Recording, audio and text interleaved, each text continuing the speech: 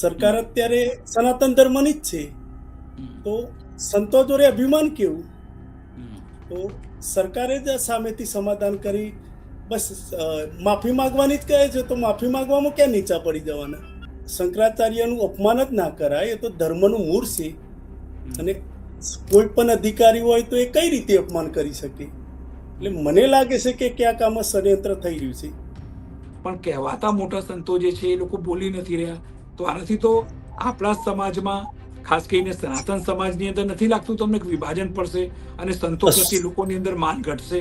હિન્દુત્વના સંગઠનો છે એ જ નહીં બોલે તો હમ, સનાતનનું શું થશે? હમ, એટલે હકીકતમાં તો દરેકને આગળ આવી બોલવું જોઈએ.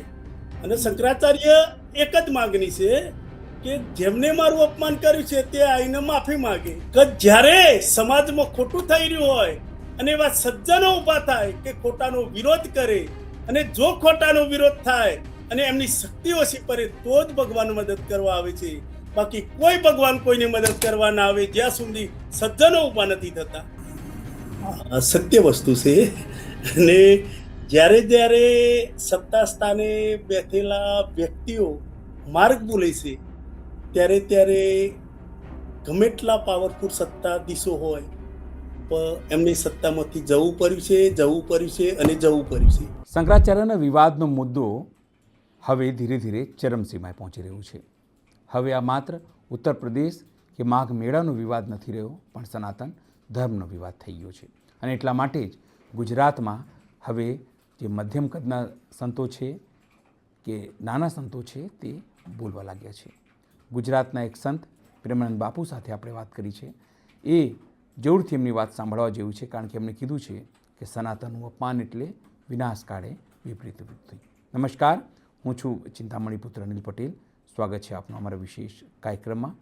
આવો સાંભળીએ જે અલખના ઓટલાના સંત છે પ્રેમાનંદ બાપુ, તેઓ શું કહી રહ્યા છે. બાપુ નમસ્તે. હા, નમસ્તે.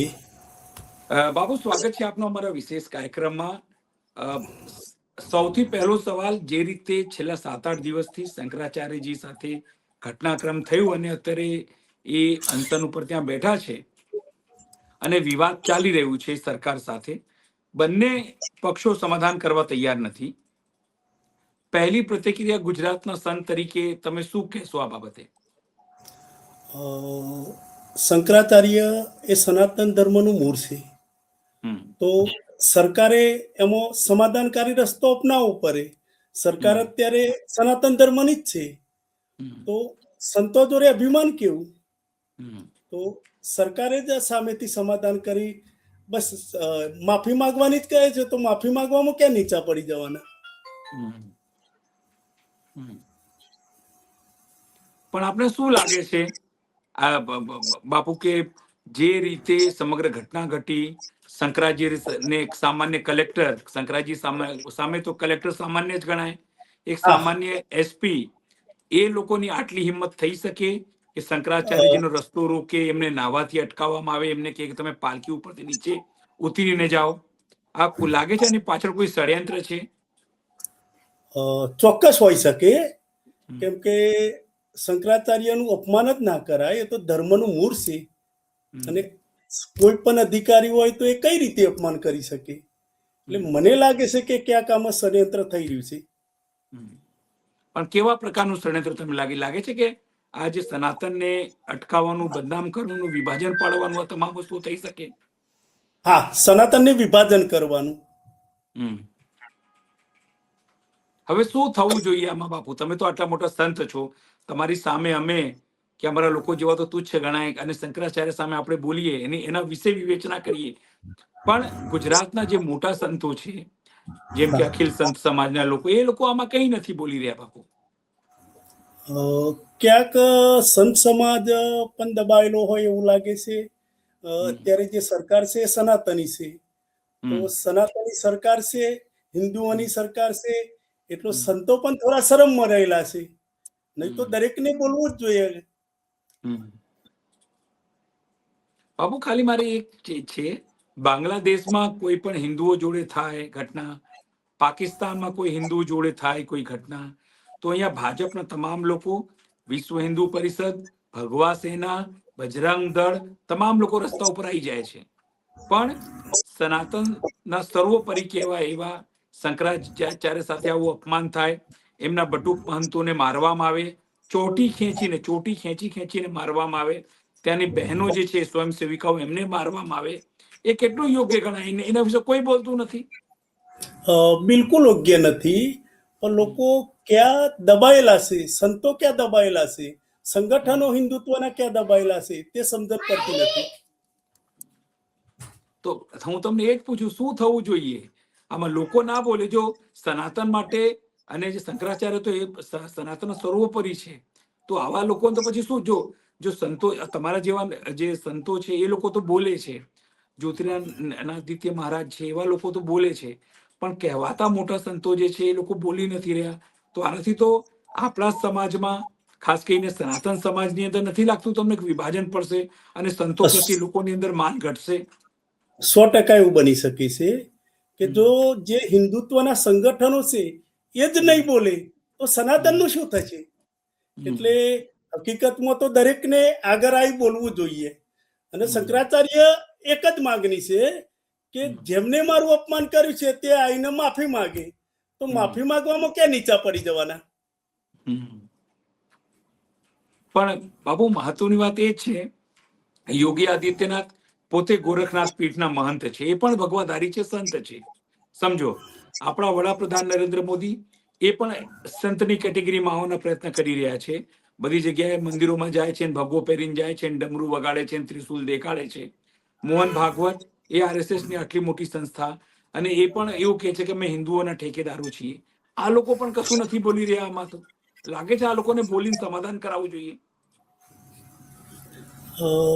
ખરેખર દુઃખની વાત છે કે હિન્દુ સમાજના ઠેકેદારો બની સત્તા સ્થાને બેઠેલા છે તો પણ નથી બોલતા.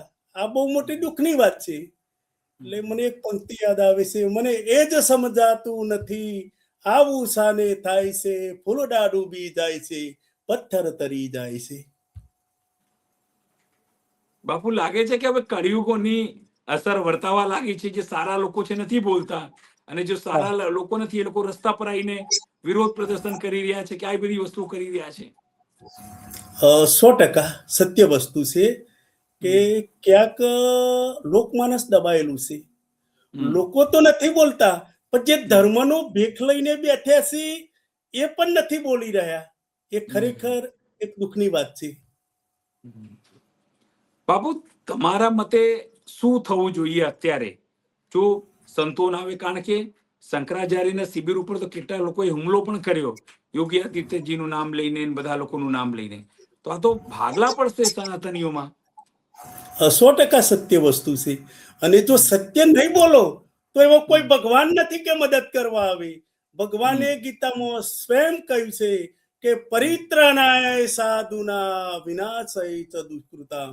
કે જ્યારે સમાજમાં ખોટું થઈ રહ્યું હોય અને એવા સજ્જનો ઉભા થાય કે ખોટાનો વિરોધ કરે, અને જો ખોટાનો વિરોધ થાય અને એમની શક્તિ ઓછી પડે તો જ ભગવાન મદદ કરવા આવે છે. બાકી કોઈ ભગવાન કોઈને મદદ કરવા ના આવે જ્યાં સુધી સજ્જનો ઉભા નથી થતા. બાપુ, તમને શું લાગે છે આ મોટા સંતો કેમ નથી બોલી રહ્યા? કઈ એ લોકોની નસ દબાઈ છે સરકાર પાસે? ક્યાંક ને ક્યાંક દબાયેલા છે. પણ જો આવી રીતે જો સરકારથી દબાશે તો પછી એમના જે અનુયાયીઓ છે, કે એમના શ્રદ્ધાળુઓ છે, એમના ભક્તો છે, એમની ભક્તિમાં ઓટ નહીં આવે કે આપણા સાધુ તો શંકરાચાર્ય માટે ના બોલતા હોય તો પછી આપણા માટે શું બોલશે, કે ધર્મ માટે શું બોલશે?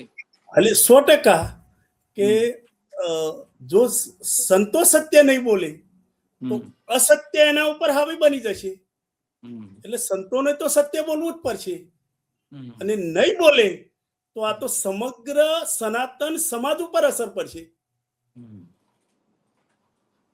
બાબુ, કેટલાક સંતો છે, રામભદ્રાચાર્ય જેવા સંતો, મોટા સંતો, બાબા રામદેવ જેવા, પછી પંડિત ધીરેન્દ્ર શાસ્ત્રી જેવા, અત્યારે નવા પેલા મમતા કુલકર્ણી એક નવા સંત બન્યા છે.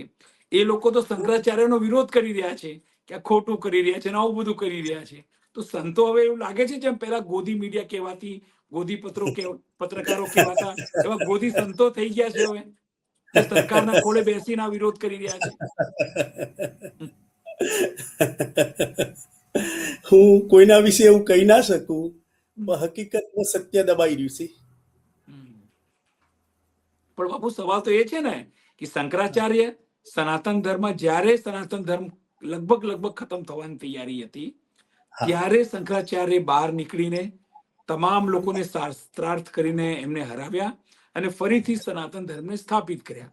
એ પીઠ જે છે, એ પીઠમાંના એક સ્વામી અવિમુક્તેશ્વરાનંદજી, જે પૂજ્ય ગણવામાં આવે છે, એના વિરોધમાં બાકી કહેવાતા સંતો બોલે, વિરોધમાં બોલે, સમર્થનમાં ના બોલે તો કોઈ વાંધો નહીં. તો આનાથી તો સંતોમાં ભાગલા પડશે.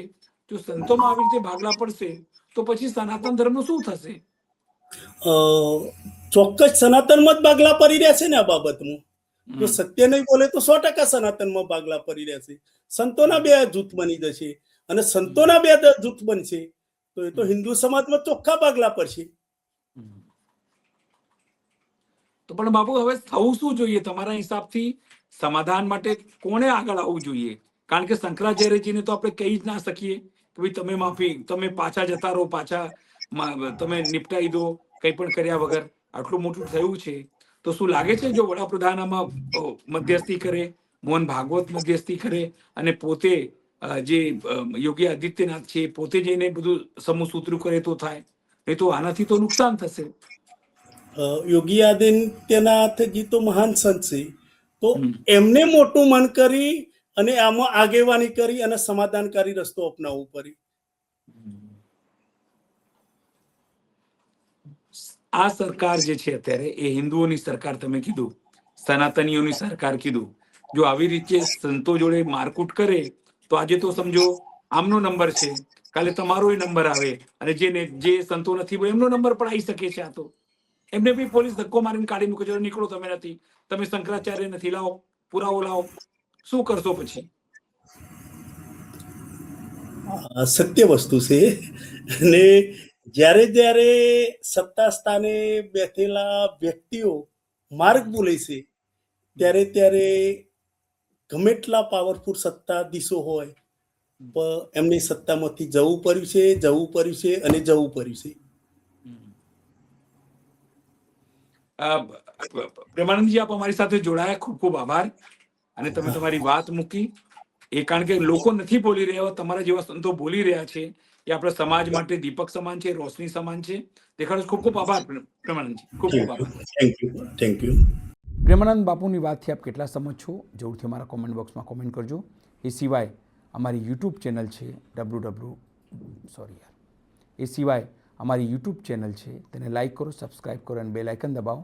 સાથે અમારી વેબસાઇટ છે www.gujaratplus.in, ત્યાં પણ જઈને તમે વધુ અપડેટ થઈ શકો છો. અત્યારે માટે બસ આટલું જ. નમસ્કાર.